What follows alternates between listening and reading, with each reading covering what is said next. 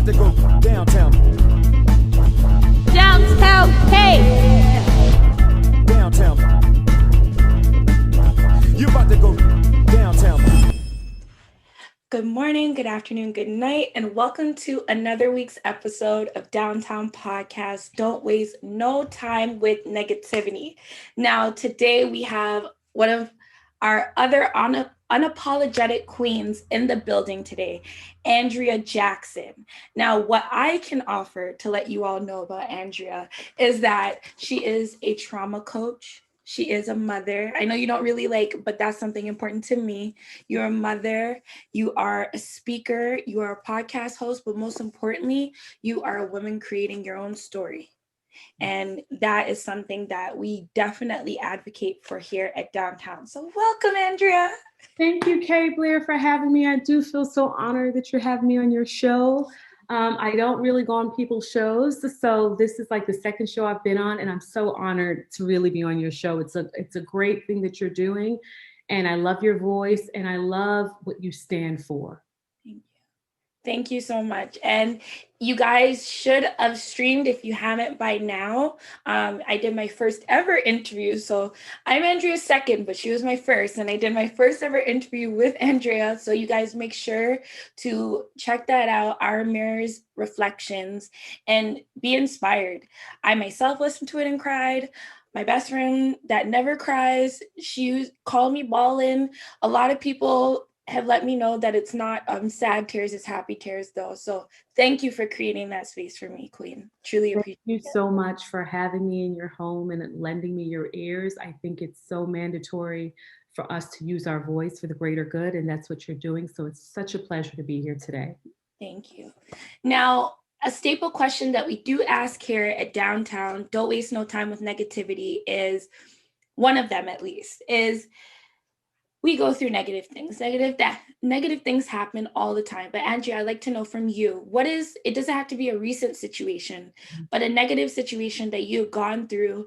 And it was definitely that, no questions about it, but somehow, some way, you found a way to prevail and not waste any time with negativity. You might have even surprised yourself, but whatever you can share, what a situation like that would have been. Well, I will give you, I think the last two major situations that I have gone through is when I first really started this business, which was, my podcast, Our Mirrors Reflections, getting my website up. And my book was done from 12 years ago, to be honest with you. It's just that I finally had the guts to start working on it, hiring an editing team to help me flesh it through and what have you. And I have to tell you, I hired someone that, found me on Instagram and social media and reached out to me several years ago. And I don't know what it was, why I just wasn't vibing with it. And I kind of let it go. Yeah. And then this person reached out to me 2 years ago. And I decided to do business with them. I decided to wire $20-something thousand from my account to hire them. And to no prevail, the person was a total fraud. The person did not live up to their expectations. The person, it's almost like the person listened to my podcast and baited me. And the reason why I'm being so authentic about this story is because I do want young women or women that's middle-aged like me that's getting into this business of entrepreneurship to be very careful of trusting anyone, even if they look like us. You have to do your due diligence. You have to do your homework. And coming from the world of finance, I was really shocked at myself. So shocked that I was like, should I tell people this story? Should I mention it?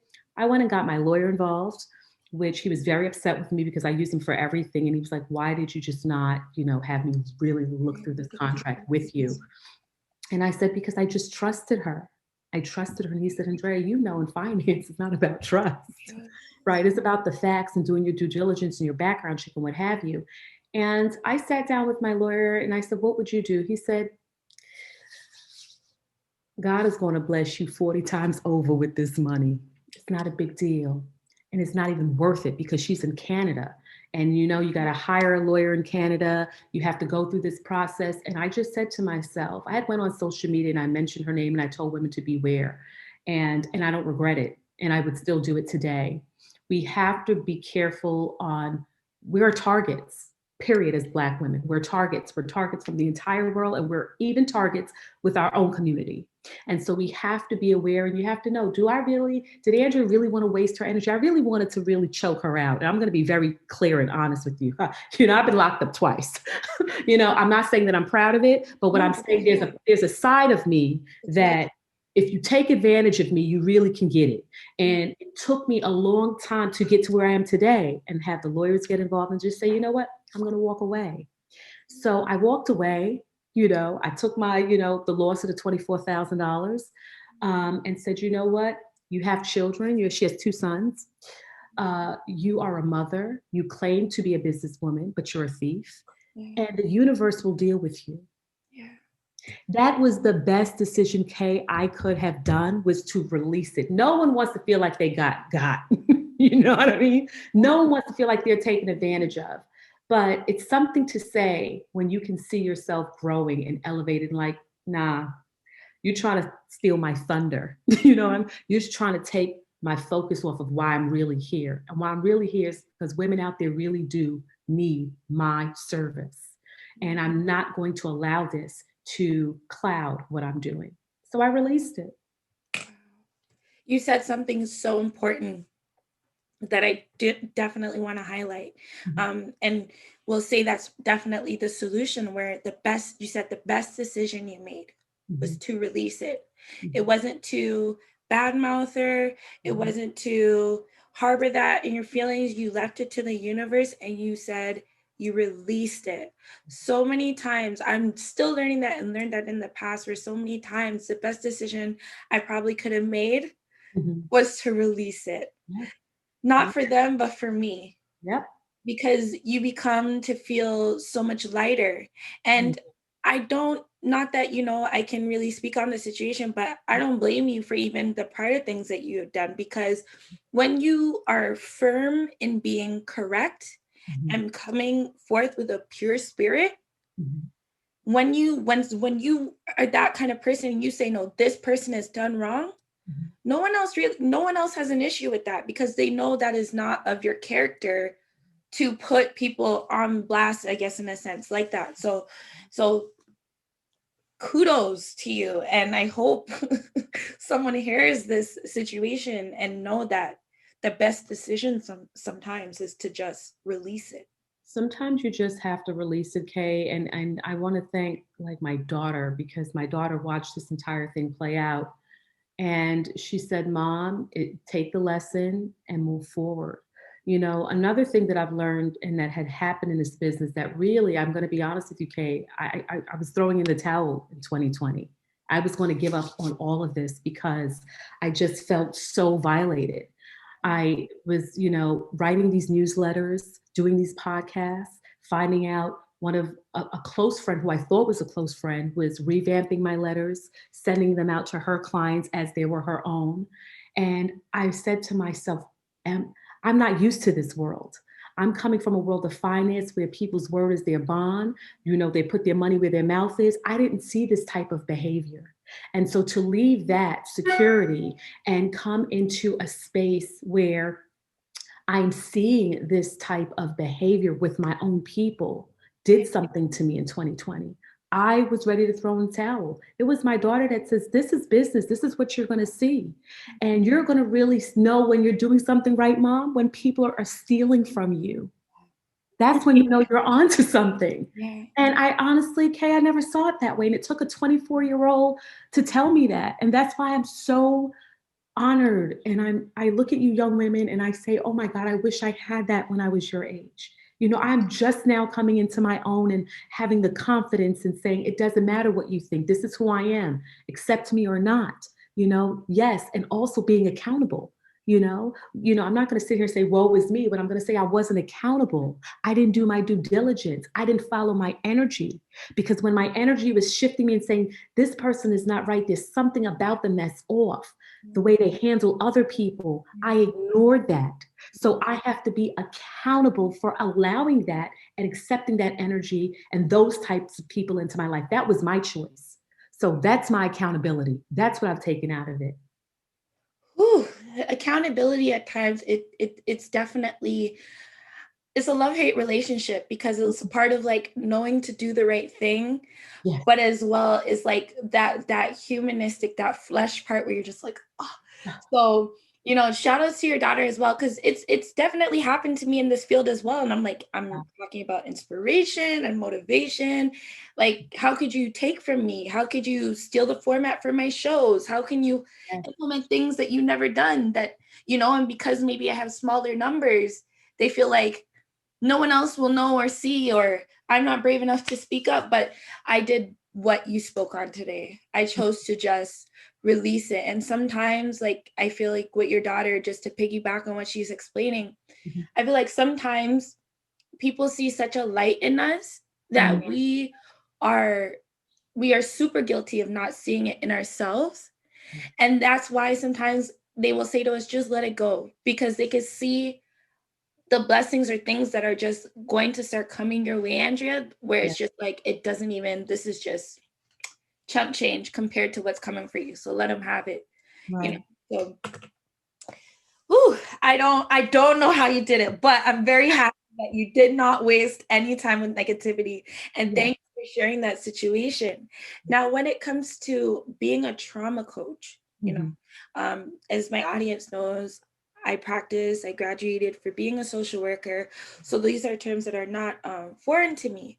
But Right. what led you to that path of becoming a trauma coach? It's very heavy. You're dealing with a lot of real life things when it Mhm. comes to different people and different energies. So what led you to this path? And yeah. I will tell you, the first thing that led me to this path was um, owning my past and being authentic about my past. I was raped as a child at age 8 years old, and I carried with that anger, that pain, that resentment, all the way up until I was, I'd say, 17 years old. Until I told my one of my sisters. She's now deceased. And then when my sister passed away when she was 26 years old, I carried that trauma of her calling me 15 times and answering the phone and telling her, I'm going to call her back, but I'm on the other line. Are you good? And she said, no, I'm okay, sis. Just make sure you call me back. Well, I never called Allison back. And I found out the next day that Allison, died. And I carried that, and I still carry that. I think now at 44, I carried it in a different way. But up until, my late 20s, I blamed myself that had I just called her back, because I all knew her, I lived with her, I took care of her and her 2 kids. It angered me that, I didn't show up for her when she needed me the most. At least that's how I felt at that time. And I realized I wasn't the only one that had these stories. I wasn't the only one that was raped in the world. I wasn't, only one who dealt with depression and dealt with, a suicide and loss and hurt and betrayal from family. And I said, you know what?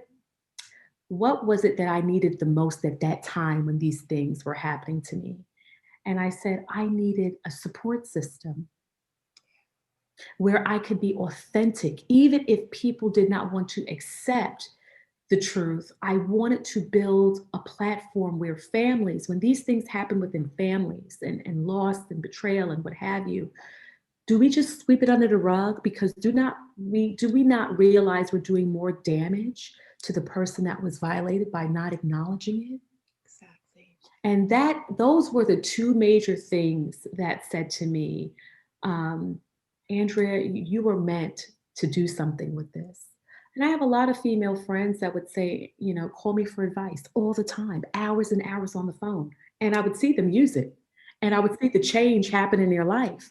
And it was years and years and years of this. And one of my dearest friends, two of them, Latham and Bevy. Bevy said, you need to write a book. You have a story to tell, and it's going to inspire young girls, young Black girls. And Latham said, I just see you on this platform sharing your story and giving so many women and men strength to share their story. And that's how this really all came about. That seed was planted with Bevy maybe 15 years ago. And Latham 10 years ago had this conversation with me. And here I am, 2019, 2020, 2021. I'm finally putting my feet in the sand and grounding myself with the idea of this is what I was meant to do and this is my purpose. And I'm not going to allow anyone to shift me to tell me my purpose is something else. Keys, guys. I really hope you guys are listening because it happens like that. A lot of the times, a lot of the people that I get to speak with, I always love to ask that question because most of the times you would think it would be when you made that decision to go down that path, but it's something that happened so prior in your life that if at that point someone would have told you this is what you'd be doing now, you wouldn't believe what they were saying, right? No way. Sometimes it takes more than one guardian angel to come in and just send that reminder to be like, hey, this is where we're heading, this is where we're going, keep following that guiding light. And what I'm learning more recently, more than ever, is you have to also create space within you to receive that, to see that guiding light. One of our favorite, Andrea, but everyone knows the saying, eat fruit and mind your business. Yeah. And we mean that in the physical and in the spiritual sense, where it's just like, you have to, even when I would go to church, and I learn this all the time, for you to receive blessings, for you to really be tapped in with certain prayers and higher power, you have to clear your mind. You have to clear your body of the waste. Yes. Or else there's no room for these things to enter in. That's right. No room to flourish, no room to grow. Speak on making room to flourish. Oh, you have to. I use these terms all the time with my clients. You have to unpack your luggage. We all have luggage. And I'm so sorry to tell you this whole cliche of, go to counseling and you'll heal. Listen, sweetheart, there's some shit that's going to be a part of your DNA forever. Yeah.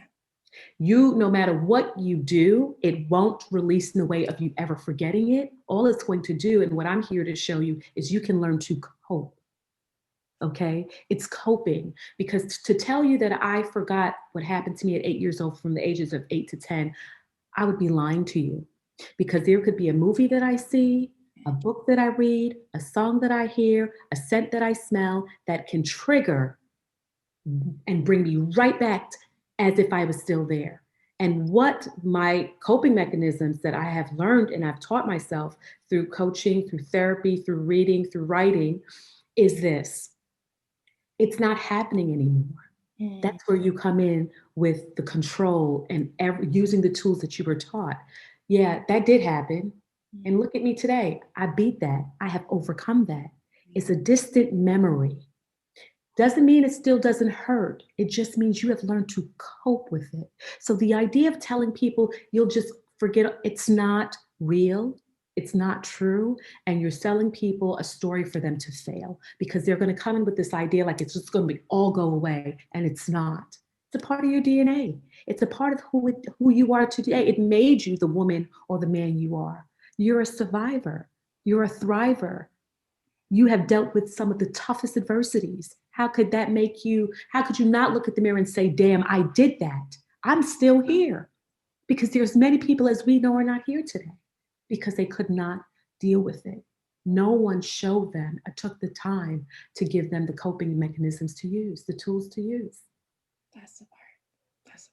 If you could, I know there's so many, but if you could pick out or highlight one coping mechanism that you definitely applied and would like us to apply as women, 2021, what is something? That would be recording yourself. And when I say recording yourself, I mean taking your phone and using that record button when you're angry, when you're depressed, when you're down, when you're contemplating different things about starting a new business, a new relationship. I want you to take that phone. I want you to hit record. I want you to say everything it is that you're feeling. It's just you and that phone. No one could hear you. No one can see you. And then after you finish, put it on pause, decide what you want to save it under. Do not listen to this record until 2 weeks down the line. The reason why I tell my clients to do this, Kay, is because there's something about hearing your own words, your own voice, yourself, when you are at your worst and playing it back 2 weeks later. Because 2 weeks later, by then, you would have cooled off. You would have thought it through. And that you are able to do yourself. Look, you're a little off the end, you're a little, you're going off the end, okay? Or, I wonder why this is happening to me. You will be able to decipher this issue, I promise you, yourself, without involving a girlfriend, a boyfriend, your family, your parents, your friends. Sometimes we have to just look within ourselves for the answers because they're there. I think sometimes we really put a lot of load on people to help us figure things out when really the power lays with right within us, right within our soul. We really know what our issues are. I think sometimes we are afraid to address them. Yeah. Whew. I don't mind me looking down. I am taking all the notes because I never thought about that, but that is something, and I hope you guys that are listening, watching, that's something I'm definitely going to apply. Because what someone had taught me that I've been trying is to, wait 3 days. And if I still feel the same or as like upset about a situation, then address it. If not, just let it go. But there's some things that I'm definitely going to apply this, record myself and listen back 2 weeks because a lot of times we need to hear ourselves. Yes. I mean, when I do it, I find all types of things about myself. I'm impatient. I'm very critical of myself. I expect people to give in the way that I give. And that's unfair because you are who you are. You're an individual. You're unique. It's only one Kay Blair. There's only one Andrea Jackson. How could I have the same expectations of someone else to give in the way that I need? Sometimes it just doesn't work out that way. But we have to take into consideration, you know what? This person gives me in a way that I needed this, but it's maybe not what your expectation was. We have to be very careful of expectations. It's a dangerous slope, I say. Very. And when it comes to just adulthood, I feel like that is a major lesson that keeps repeating and repeating and repeating itself, where it's just like, just because what I've done for you, I cannot expect the same in return. I can probably expect the same from the universe somewhere, but not from that exact person that I expect it from. Even when you learn, like, one of the things we learn about in school when we were studying is like people's different love languages. So sorry, and how just people receive those things. And it's bigger than even just a love language, but that's something that I always keep in mind. I'm a person, I love hugs, I love reminders, I love to feel wanted, right? Versus, someone else may just want you to just send them a text, or everyone is different. Everyone is different. So you learn and adapt to that and be mindful. I think that's the word I meant to start with, which is just being mindful. It's such an important key that I'm learning of adulthood. Now, when it comes to speaking with your clients and working with your clients, I know you feel a lot of the times in speaking with others, you can feel heavy, or you could really just want that person to understand what you're saying. But sometimes in a meeting, it could feel like they are not receiving it. They're not like, what do you just, because I do speak with a lot of coaches and women as well on that side of the fence. So like, what are maybe some of the thoughts or some of the techniques that you can maybe share that you do when you really feel like, okay, this client is just at a brick wall and they're not really receiving what is being said? Well, with some of my clients, and I've had to do this a few times, is just being still, allowing them to come there for that hour, that 90 minutes, and not say anything. Not say anything. Sometimes, people are not ready to verbally articulate how they are feeling. they're not ready to express themselves that way. They know they want to make change. They know they want to heal. They know they want to do better, but they're just not ready to speak on it. And I have sat there for 60 minutes to 90 minutes with clients, just holding their hand and just allowing them to just cry. And sometimes when that energy shifts with each other, I cry because I remember where I was, right where they were, where I questioned myself. I questioned what happened to me. Is there something that I've done that caused this? And you sometimes, I know a lot of coaches like to keep boundaries, but I think it's very important for my clients to see me as them because I was there. So I think it's okay for me, I feel with my clients, to be vulnerable with them sometimes and allow myself to remove the coach's hat, so to say, and be that girl that was right where they were. So that's one of the things that I do with them. Another thing that I do, I hold them accountable. I let them write in their journal that I give them. I have a journal that I have set up for them. And I let them say, what are the goals for yourself for this week, right? Write them down. They're your goals.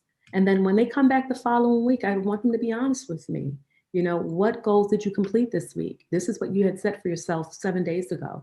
And why haven't you completed them? Let's dig down on what that schedule looked like, on why you couldn't fit it you in. Not why you couldn't really answer, why couldn't you fit you in? Because this is for you. So those are some of the things that I do with my clients, and I find it to work. I have 3 clients that are males, and to see where they are today, it gives me chills because it's very hard for men to open up about what has happened in their childhood. It's very hard for them, I find, especially with men, to verbally say how they were violated. And I just say it takes strength to make the first step, to go and see a psychologist, a psychiatrist, a coach, a therapist. It takes work. And the first step is making that phone call and making that appointment. Once you do that, you're on the right track. Yes, it is very hard. And for those of you that are probably, as I said, listening, watching, be like, no, it's harder than that. I'm guilty of it too. I made the appointment and everything, gotten dressed, ready to go through the door. And I was like, not happening. But sometimes you have to just go through those motions, because eventually you will leave the house.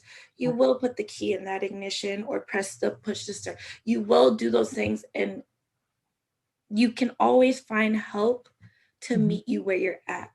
Absolutely. And that is what I appreciate so much about just finding more Black women like yourself within these spaces. Because especially when I was in school, there wasn't a lot of Black women studying to be psychiatrists or coaches and things of that nature, right? And that is a huge problem for our community. We feel like we have no one within our community to speak with.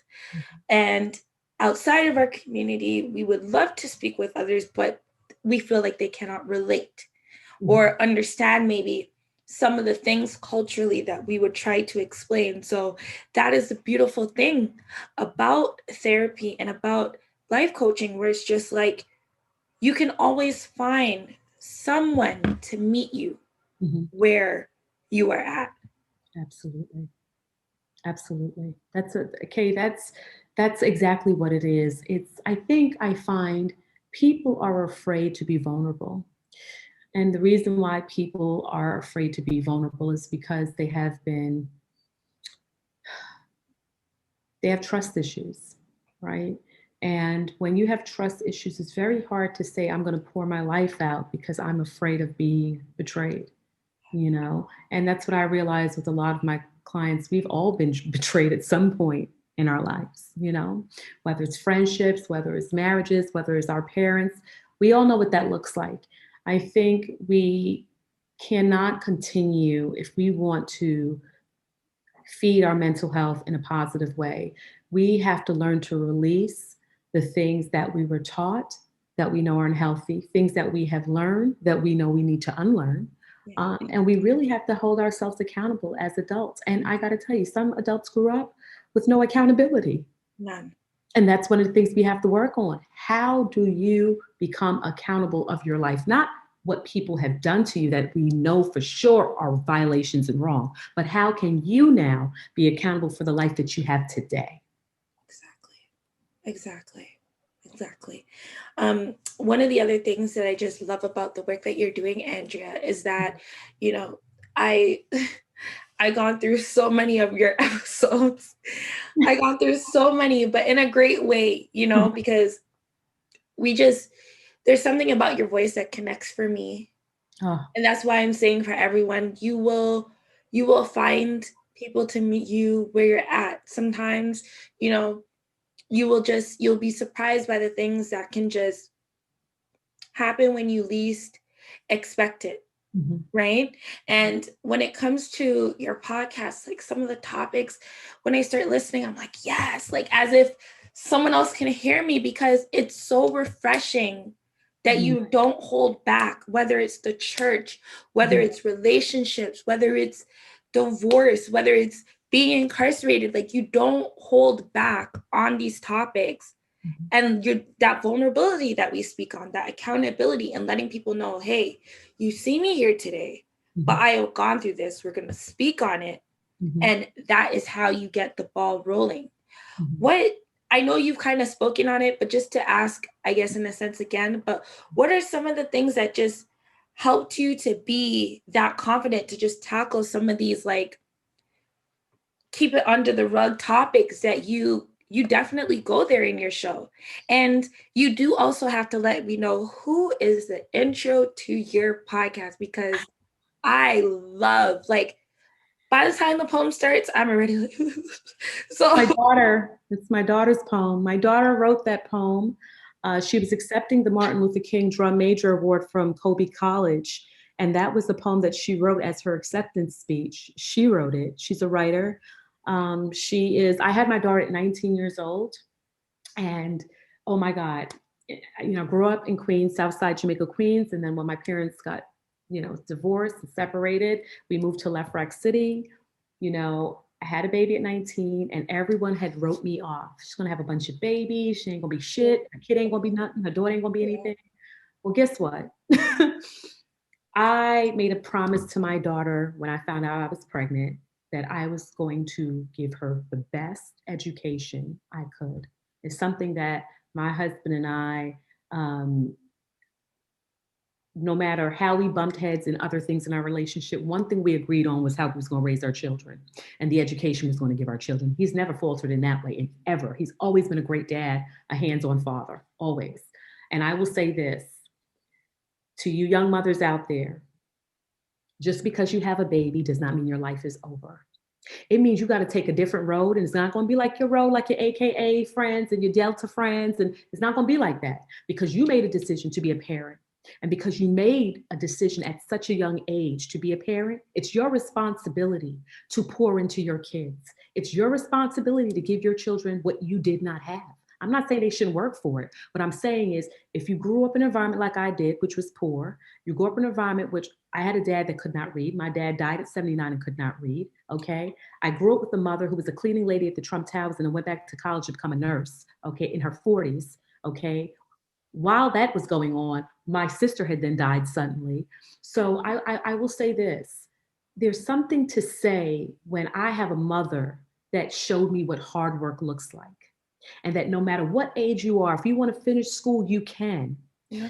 So don't let anyone put anything on you that you can't, because you made a decision that maybe, will I say having a baby at 19 was in my best interest? Absolutely not. That's what I will tell you. I don't recommend it for my own daughter who's 24. And knowing what I know now, I was not ready. But it was a decision that I made and I had to live by it. And education is the key to opening up many doors, and to sell that it isn't is not true. And that's why I poured into my daughter. So when I look at her, that she could write poems like this, her words, her hands, by herself, then you know what? I made the right decision. I made the right decision by investing in my daughter and by being honest with my daughter. There's nothing anyone in the streets can tell you about me to my daughter. My daughter knows everything about me. Some things I'm not proud of, but I always want my daughter to know the truth. And let me tell you something, young moms, No matter what you were, or what you've done in your past, your children will understand. Be honest with them, be authentic with them, and also let them see that other side of the street. Let them hear your stories because that will shift them to stay on the right path. They will fall every now and then, but they're not going to go too far from what you taught them. And that's what I have learned. That's what I've learned, Kay, with being a young mom. It's not easy. I don't suggest it to us young girls, but sometimes we make choices. We think we're in love, we fall in love, whatever the situation is. Pour into your children. They did not ask to be here. You brought them here. And now it's up to you to do the right thing by them. Yeah. I keep it real. And Mhm. everyone knows I keep it real. Mhm. And before I continue, like, honestly, your daughter's words are so powerful. Mhm. And wow, like I had no clue that was your daughter. Not that there was anything to, but like I'm just thinking on base of like everything you just explained Mhm. and being a mother at so young, and then to just, look at your product. Mhm. Sorry to say it that way, but like, but seriously, to look at your product and be like, wow, like it wasn't all in vain, you know?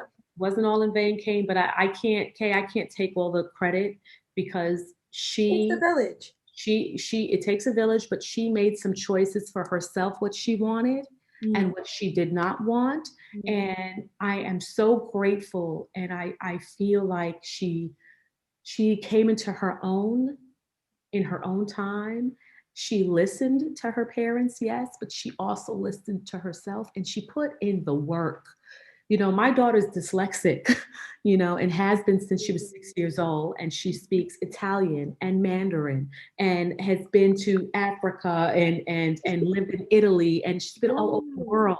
Yeah. And I just got to tell you, so to all the mothers out there that have children that have these different challenges, it doesn't matter. It's for us to give them the tutors, to give them the tools that they need so they can be their best. So I just wanted to put that out there. Like, I felt bad as a mom that we didn't have her tested until she was 6 or 7 years old, but she's been struggling with this clearly since she was born. But the key is, you know what? Listen to your teachers, also listen to yourself, and see your teachers not as your enemy for your children, see it as a marriage. We all know marriages has some ebbs and flows and ups and downs, but the common denominator is to make that child a success. Make that child a success. There's a lot of free education out there. There's a lot of grants out there to get your kids into these institutions. You need to get them in there. If you know you got a brilliant kid, why would you keep them in an institution that's not going to elevate them and make them grow? It's your responsibility to do the research and to do your homework. Period. Do your homework. Period. Now, thank you. And if it's okay with you, I would love to just dive into. Sorry, Andrea, you go ahead. I want you to get back to that question that the last question that you asked me, because then we got into Brianna, and I want to go back to that because I want to answer that for you. Yes, go ahead. It's the floor. It's all about you today. What was that question, the last question that you asked me? So I was asking you in terms of just with your daughter. I feel like you did partially answer it, but I was telling you that I loved the poem with your daughter and how it was powerful. And just, did I miss? No, I feel like we did. We answered it? Okay. If not, it will come back to my mind. Okay. I just wanted to make sure. No, we will definitely circle back. I'm sorry, because now my mind is drawing. It will come back. Oh, it's okay. A little bit of a brain fart. And sorry, guys, but it will. We're talking about it. Listen, this is not an easy topic. We're talking about a lot of heavy stuff. I feel like, even being a podcaster, I don't like to control the narrative of keeping everything, at flow. It's like, that's not how a real podcast rolls. No, don't worry about it at all. But what I did want to lean into a bit more was just, personally for me, everyone knows here and there, I'll speak on the dynamic between my mother and I, and definitely the ebbs and flows that we've just gone through. And so much that I feel like I've had to teach myself because of her lack of knowledge when it comes to being in Canada and how to maneuver in a first world country versus that third world mentality, right? And you know, you being a mother, this is the perfect time that I feel like we can really, really dig into both sides of the fence, where it's just like, as a mother, yes, you were a young mother, Mm-hmm.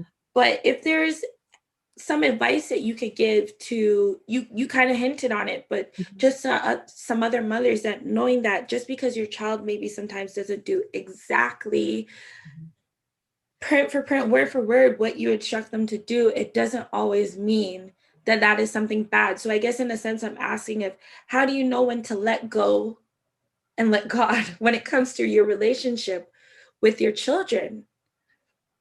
Well, you know, I don't think I've ever talked about this on a platform. I don't think I was ready, but If not, feel free to skip. no, I won't Okay. skip. I think this is the time.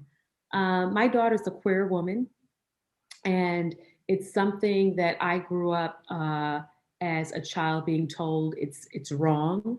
You know, men are to marry women, and women are to marry men. And it's something, once my daughter told me, it's something that I struggled with. And not until my daughter wrote me this long letter, and I'm never going to ever repeat what was in the letter, but not until she wrote me this long letter did it not hit me as a mom. I'm like, here I am, a mother who would do anything for my child. I would give her the world. And here I am, I'm not supporting her in the way that she needs to be supported. And I had to explain to my daughter that it was a lot of things that I was taught as a child that I carried with all the way through my adulthood. I did not know how to deal. I did not know what to say. I didn't want to offend her. I didn't want to offend her girlfriend. I didn't want to offend anyone. I didn't even want to offend some of my friends. I have friends that are queer. I have friends that are gay. It doesn't matter. I have friends that are bi. I think for me, when you are a mother,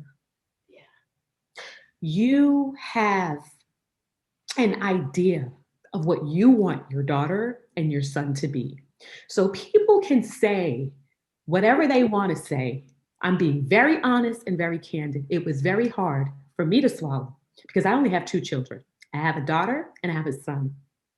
And so I always witness giving my daughter this big wedding, you know, and having a bunch of grandchildren.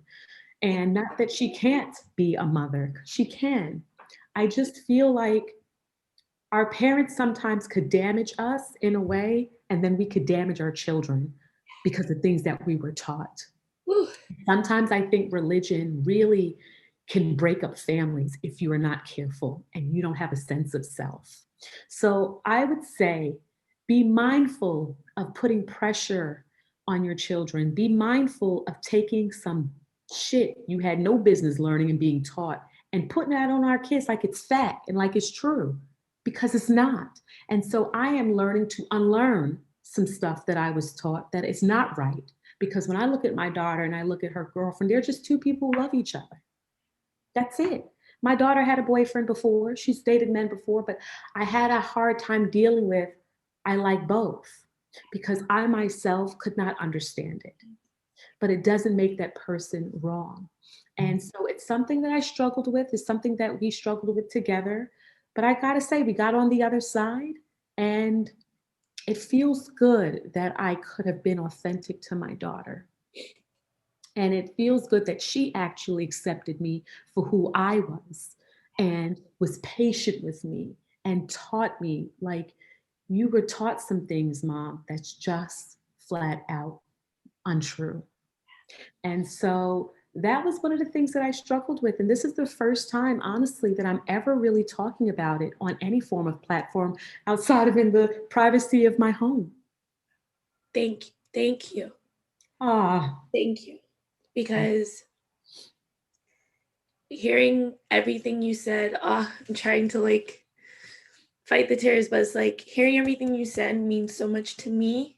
mhm, And I know a lot of the women in my life mhm, that I know either through the show, through my platform, through my social media, or personally, mhm, they will be so grateful for the words, whether it's young or old, will be so grateful for the things you just shared. Because, you know, I was speaking to one of my young mom friends. I'm the mhm, only one amongst my friends that does not have children mhm, nor is not married.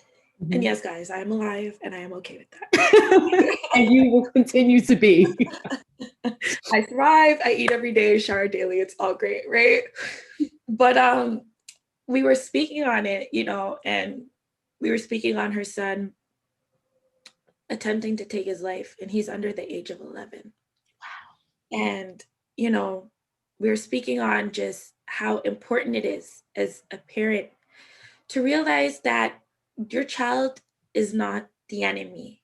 They're not intentionally trying to be disrespectful.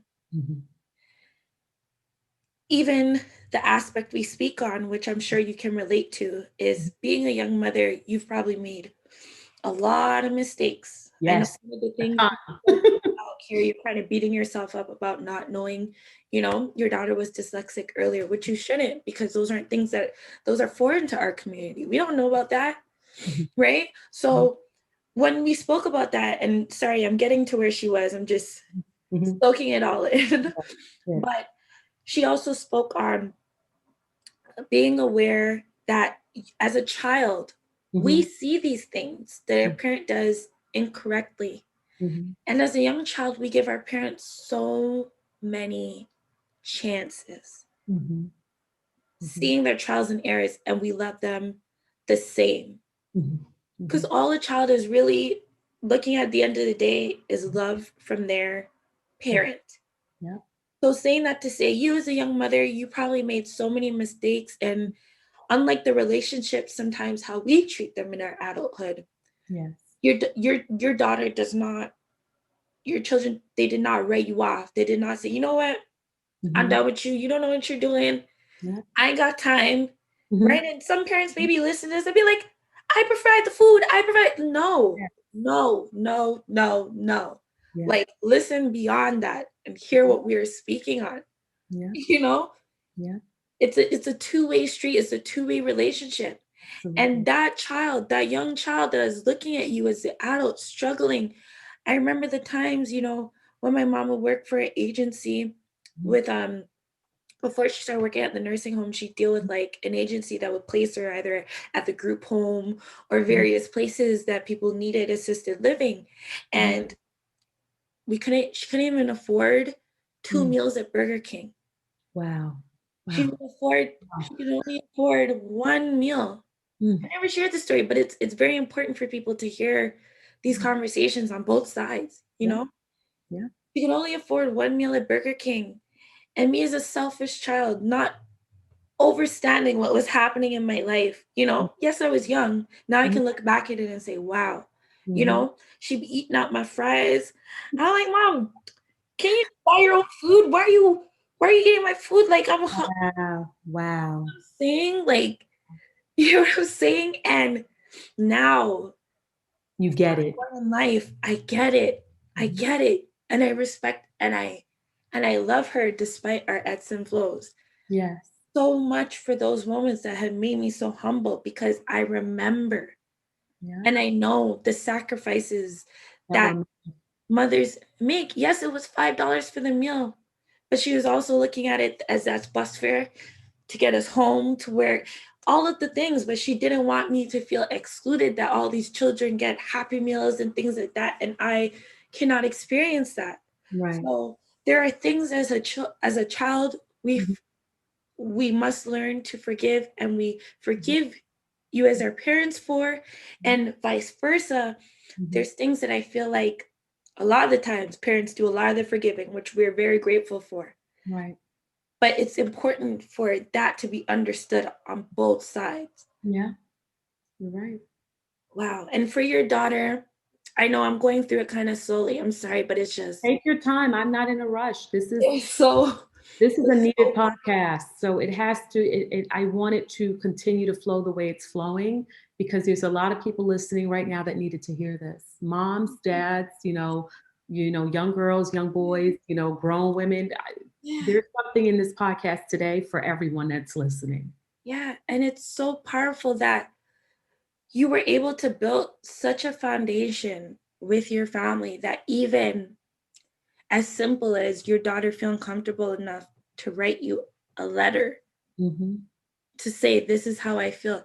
I'm still nervous to do anything like that with my mom because we do not have that dynamic. So I'm just being vulnerable in that enough to say, guys, like, it's not only just Black people that whatever you have. Every family, every culture every color that you can think about have some interesting dynamics, have some interesting struggles and things that they have not even talked about and touched on. They just act like it hasn't happened. My advice to you, life is too short. I lost 2 sisters and a dad. I have to tell you, you really need to make things right. Exactly. If not anything, it may not be perfect, nothing is, to say how you feel, because once a person is gone, you could never say how you feel, at least not to them. Not to them. You have to receive it, and you have to have these conversations. Sorry. That's okay. You have to have these conversations. They're tough. They're tough for the parents to receive. Trust me, I'm a parent. It's tough to say it as a parent, but we have to sometimes just go there and have these conversations because life is short and we never know when our number is going to be called. And wouldn't it be something, your number is called or your loved one's number is called and you had that one thing you needed to release you, not them, but to release you. And you didn't take that opportunity while they were here? Yep. Sometimes you just have to be the bigger person. Our biggest issues as human beings is our ego. You know, everybody has an ego and everybody's ego need to be stroked every now and then. But also some of that ego need to be put in that luggage and locked up for a minute and humble yourself with some humility. That's what I've learned from myself.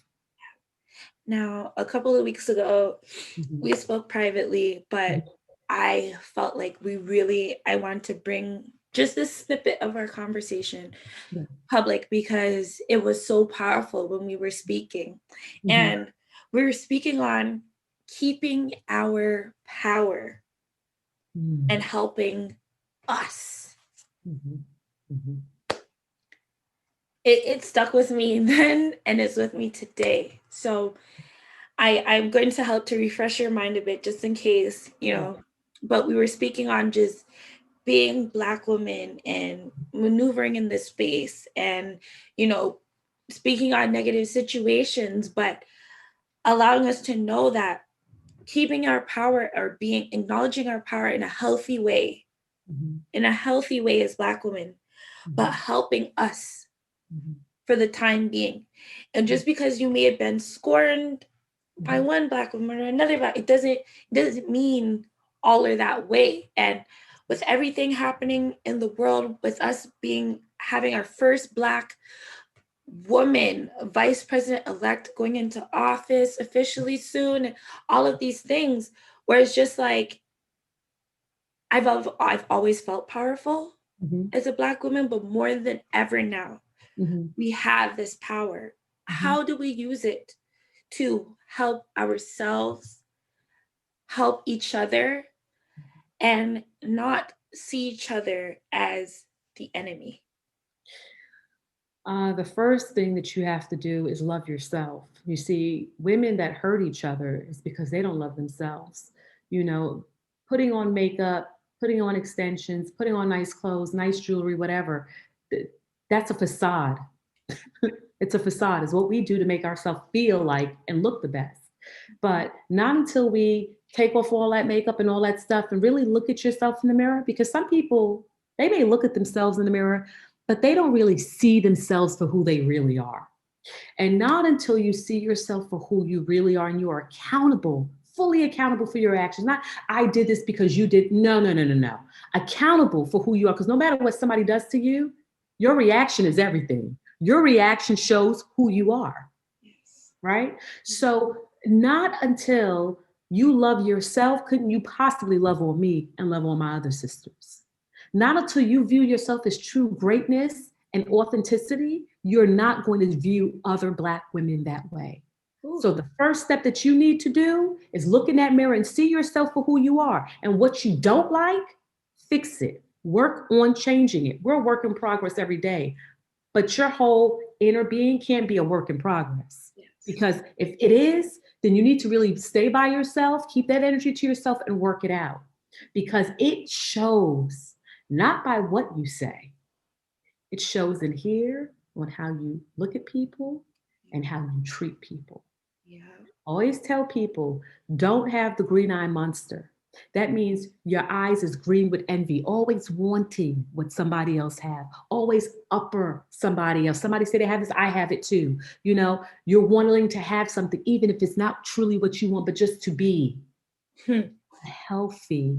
It's unhealthy. Take it. It's unhealthy. It's okay to just be you. And guess what? If you're a person in Jamaica, we call them grabalicious. Everything you see, you must grab. It belongs to you.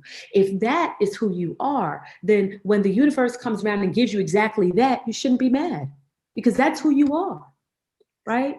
So I just find some women, they are more about the clout. They're more about how people view them than how they view themselves. Exactly. That's what I would say. Exactly. And, I think about women that I've worked with in the past, Mm-hmm. And sometimes I question myself, like, why me? Like, why are you approaching me to work with me? Mm-hmm. We were speaking on that earlier as well. Yeah. Sometimes people could just see a light within you that you don't really see within yourself that way, Yeah. you know? And then what I've also experienced is those same women sometimes will come around me and I'm so honored. Like, Mm. I love to call us as women queens because that's what we truly are. We are royalty. We are queens, you Mm-hmm. know? And when I say that, I genuinely Mean mean it. it, And I do know, but for the sake of this conversation, I will say I don't know at times all of a sudden the person will just disappear or they're Mm-hmm. not answering my calls or Mm-hmm.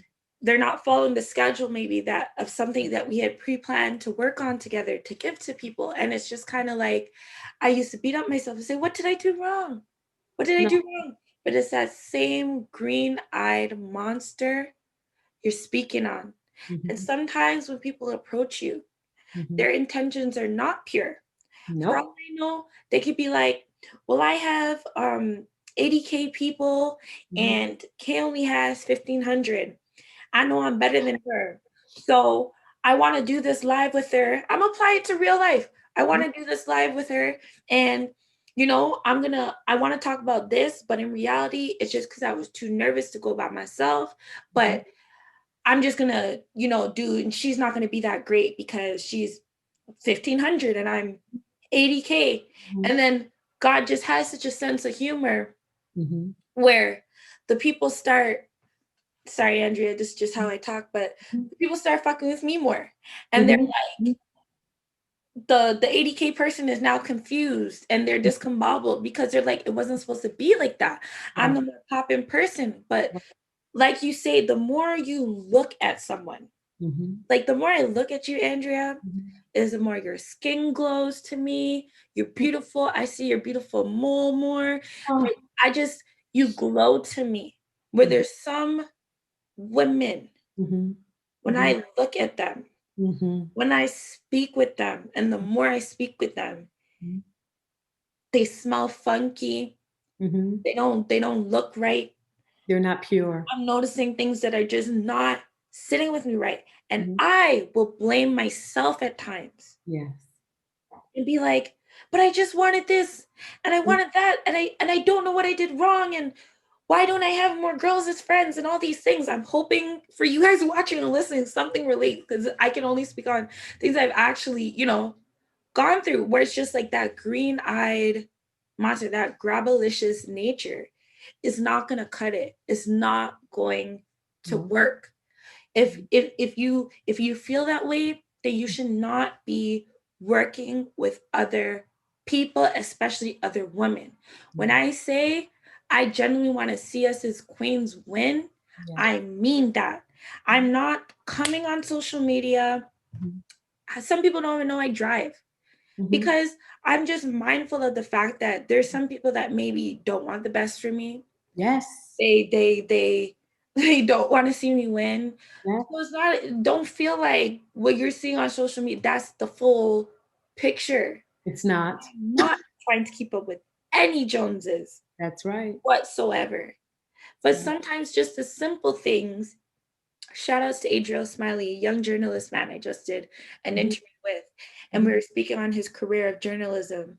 And he was like, we were speaking on the things that genuinely make us happy. Mm. And he said, I write and I love to listen to music. Yeah. As long as I get paid those two things just to cover my finances enough, that's happiness to me. Mm. Mm. Mm. What is happiness to you, Andrea? Oof. Happiness to me is to be free, Mhm. to be free from expectations of myself, to love on myself. It took me a long time to love me just the way I am. You know, sometimes I have a lot of friends that are fancy, that are famous in their own right. And sometimes I say, these women approach me and they're, like, oh my God, she's the shit. And I used to say, put so much emphasis on they're the shit. It's like, no, I'm the shit. Yeah. You're approaching me because of my light. You want to be around me because I offer something. So I no longer put this thing on what people have, their careers, they're married, they're not. I don't even look at that anymore. I strictly go on your energy because what I realized with a lot of people that I was surrounding myself with, they're not who they say they are. Mm. They're pretenders. Mm. And I have never been a pretender. Mm. That's one thing I've never been. Sometimes I'm too real, you Mm. know?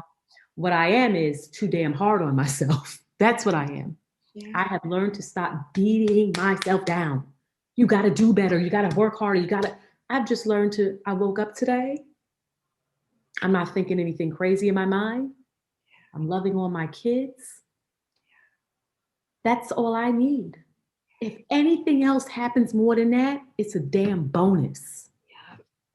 Because had the lavish job, the lavish career, the expensive cars, the big house. I've had it all. From a poor girl, I'm doing pretty damn good for myself. But I realize those things don't make me. Mm. What makes me is that I could get up in the morning and look at myself in the mirror and not cry. Mm. That's what made Andrea Jackson. Whew. I felt So I would love to tell you something bigger. It's not. It's just that simple for me that I could get up in the mirror and look and not cry. Because there was a time every morning I got up, I cried in the mirror for many different reasons. And that's what I will say about that. Just love on the reflection in the mirror. That is why I named my podcast Our Mirror's Reflections. Because it's not about anybody else. It's about what you see in the mirror when you look at yourself authentically, not who you pretend to be. Yes. Yes. Like, yes. Oh, your eyes, your beautiful teeth, your cheekbones, you are just glowing. And I know you're glowing because you're receiving the word. And I'm glowing because here I have this young 20-something-year-old, interviewing me and exposing things that I have. And when I say exposing things that I have not really talked about, even on my platform. But that's how comfortable you've made me feel. Thank you. That's how comfortable you've made me feel. So you know what? You're a great interviewer. I don't take it lightly, Andrea. So I truly thank you. I truly thank you. And another staple question that we do ask here at Downtown is you have the 4 elements. Mm-hmm. You have water, air, earth, and fire. Mm. Now you are not held to just one element, but which element do you feel like, or elements do you feel like represent you the most or resonate with you the most? And why? Water and fire for sure. Water because I feel that I'm free flowing. I'm free flowing with who I am. I'm free flowing with my journey. And water symbolizes to me freedom. And that's all I've ever wanted was to be free, free from my pain, free from my adversity, free to be who I am, free to think what I want to think without judgment. And fire because there's a side of me that still pops off every now and then. Anybody who knows me, I'm a Capricorn. I would like that fire under you with the quickness, but fire because the heat, the warmth of life, of living, the people that are in my life, they light my fire. They make me want to keep going. They make me want to keep fighting this good fight and not to give in to age, into health crisis and different things that I may be going through with my body. Fire lights everything up.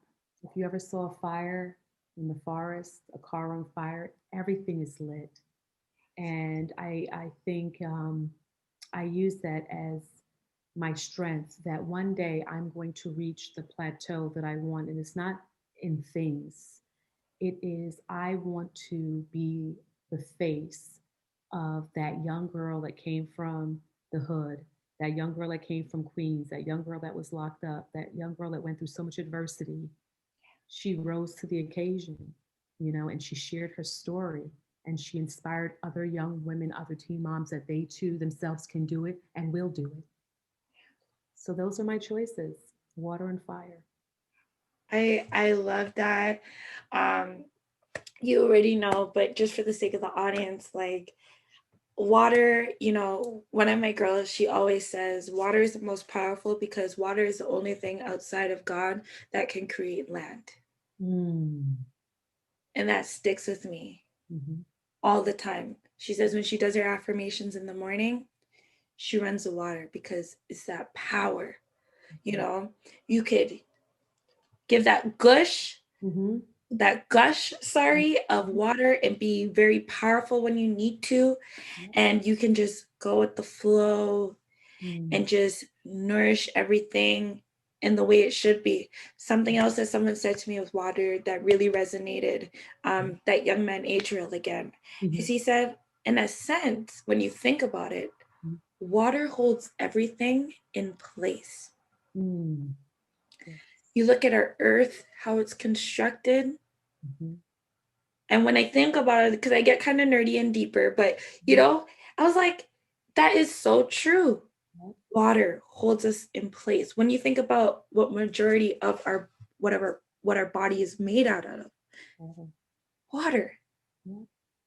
It's a powerful, powerful, powerful being. So I don't take any of the elements lightly, but every time I'm just so amazed by some of the examples like yourself or people that I've spoken with in the past that will just give me, and it truly sticks with me and serves as just an extra added source of motivation and inspiration.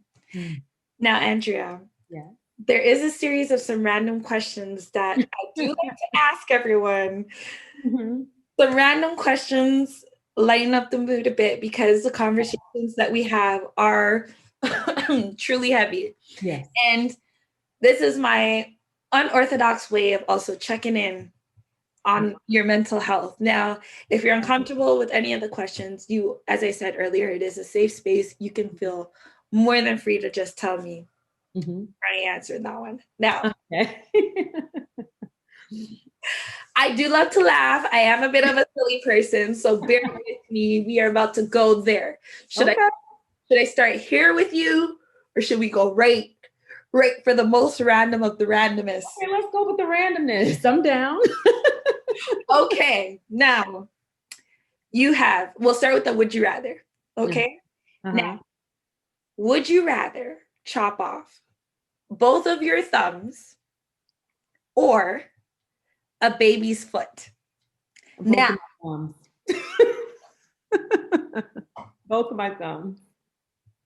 I'm not doing nothing wrong to a baby child. Take the thumbs. Okay, try to hold up your phone right now without those thumbs.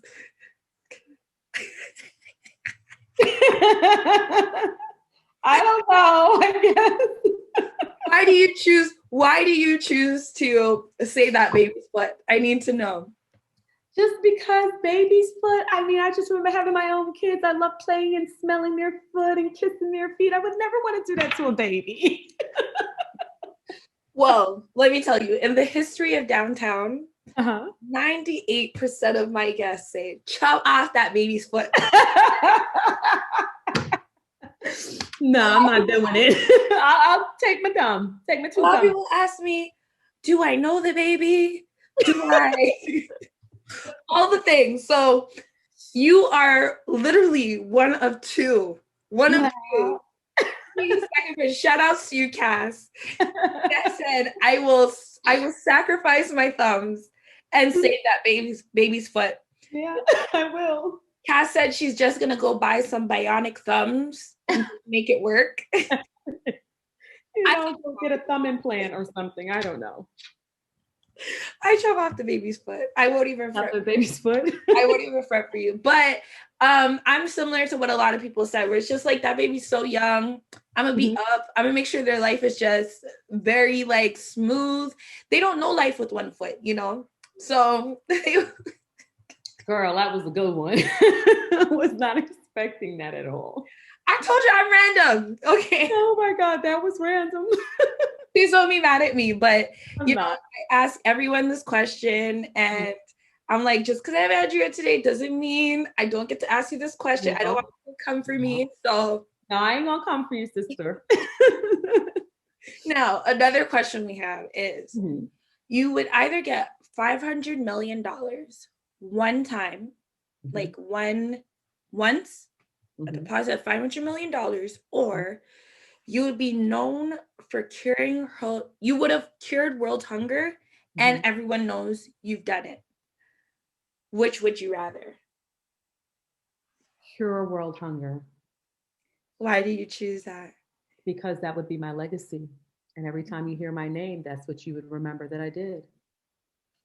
Yeah. I agree. I agree. Like I Mhm. said to others, Mhm. and someone jokingly said, you wouldn't have to pay for anything anywhere you go. Yeah. Everybody would know you. Yes, yes. When Mhm. you think about one of the largest issues on earth is the lack of clean water and food supplies. Yeah. So if you cure that, imagine what our world would look like. It would be a whole different place. It would be a whole different place. And boy, just to think about something like that, we should not have anyone that doesn't have access to clean water. We should not have anyone that's starving. We should have no homelessness. Of all the taxes that every country pays, it doesn't make sense to me. None at all. Mm-mm. None at all. I like that question. That was a good one. Thank you. Yeah, none at all. I'll leave that alone. So another random question. This is not a would you rather. Uh-huh. I know it is a bit early, Uh-huh. so I will pose this question to yesterday. Okay. What did you eat yesterday? Now, before you answer, if you look at my page, everyone that knows me, I love my food. So, Yeah, ackee and saltfish and dumpling and banana.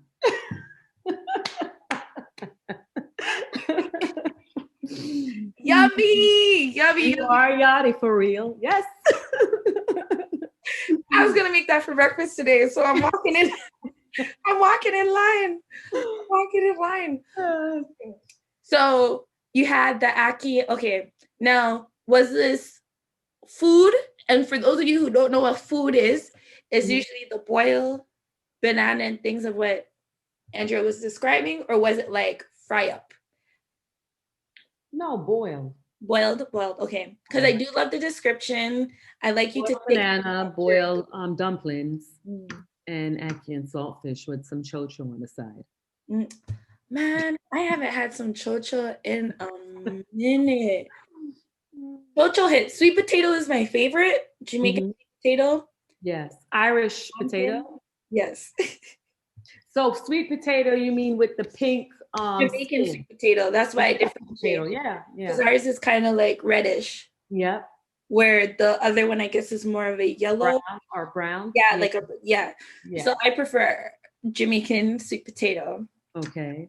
And yeah, chocho I never really thought to put like that because I usually only have it in soup.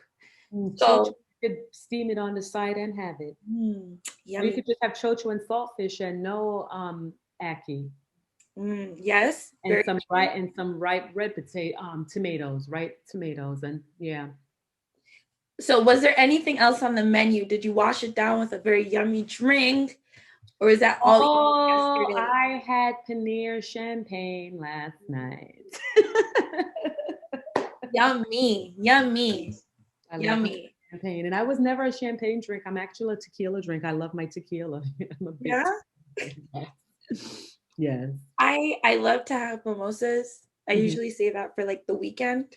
Uh-huh. So champagne is pretty much, I guess, like for the weekend. So Saturday and Sundays, get my OJ, my champagne. Because people are always yelling that when you drink champagne by itself like that, it's you get a headache and blah blah blah. It's not good champagne. It has to be very good champagne. I don't want any, cheap prosecco or cheap champagne. It has to be. I only drink champagne if it's going to be an expensive champagne because I do get headaches with champagne. So if you're Exactly. getting a headache, it's because they're using cheap champagne with some cheap OJ. It's just too much. It's a The mess. sugar, the no. It has to be the right champagne or the right prosecco. Yes, yes. Now, another food question. Mhm. If you could travel anywhere in the world right now, despite what's happening, anywhere in the world right now, and eat anything Mhm. from there, where would it be? What are you eating and why? It would have to be Hawaii Ooh. because the water there is so clear and their seafood is so fresh. And I love to eat crabs. I can't help myself. I'm I I'm just with you. love crab meat. I just I love love it. I love it. I love it. I love it. And that is where I could see myself right now in Hawaii, eating a bunch of seafood, laying on there. I don't know about a two-piece. I don't think my body's ready for that, but a one-piece bathing suit and a big hat to cover my face because my face cannot take that sun. That's where I see myself. I would love to be in Hawaii right now. I But love it's that. Harlem, New York. Right. I love that. And it's ironic that you chose Hawaii because the young lady that I was telling you was the only other person Uh-huh. to choose to save the baby's foot Uh-huh. is Hawaiian. She's from Hawaii. That's so funny. You see, me and her, we're aligned and I haven't even met her. Seriously, so like Cass, Vegas, you are not alone. And Jackson, y'all are out here saving baby's foot and eating some yummy food from your island all at the same damn time. So Wow.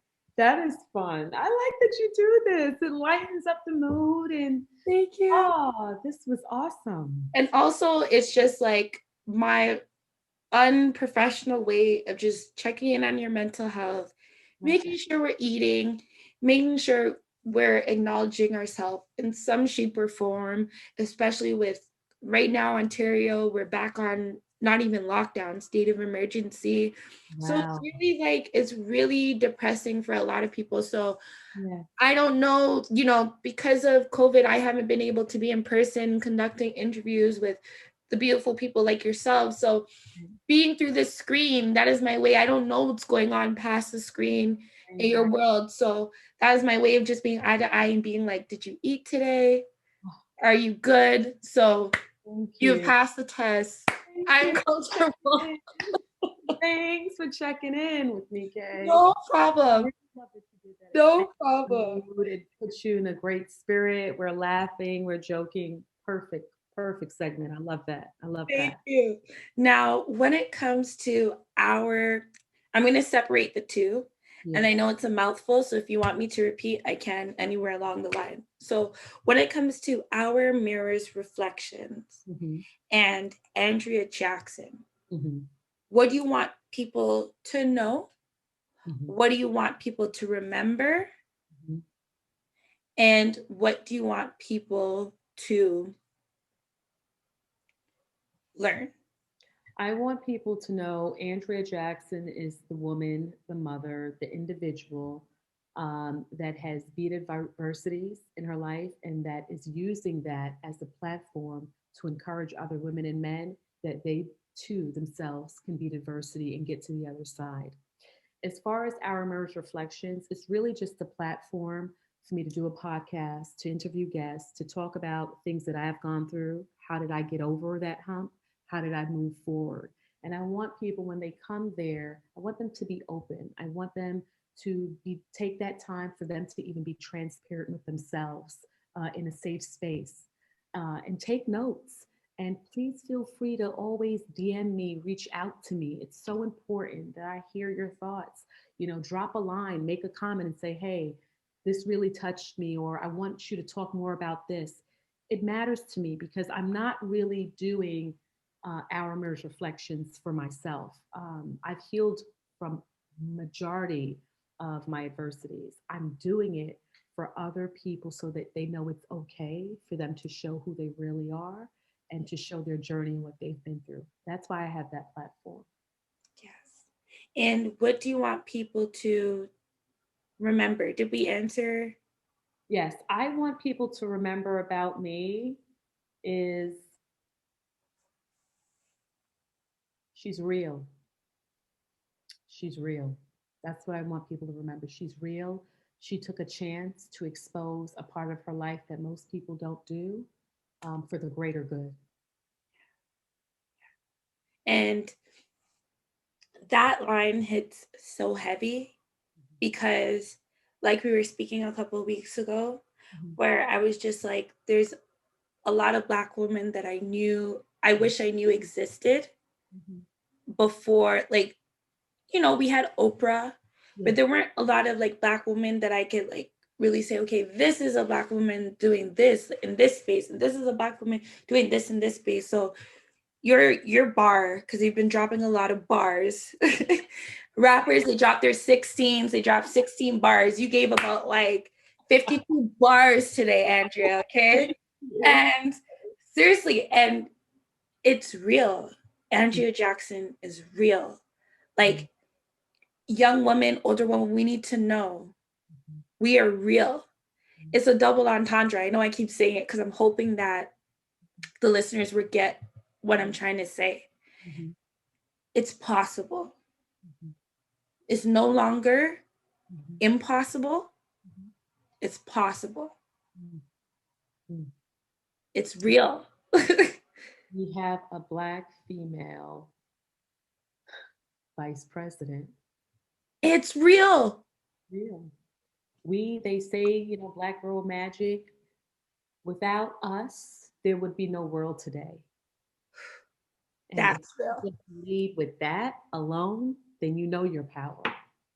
All you have to do is figure out what is your purpose. It took me 44 years to realize what my purpose is. So don't put a time frame on yourself.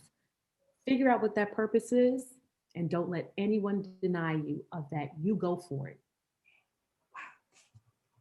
Thank you. Thank you so much, Queen Andrea, for your time today. I know I definitely went over my time, and I am so sorry. I value your time.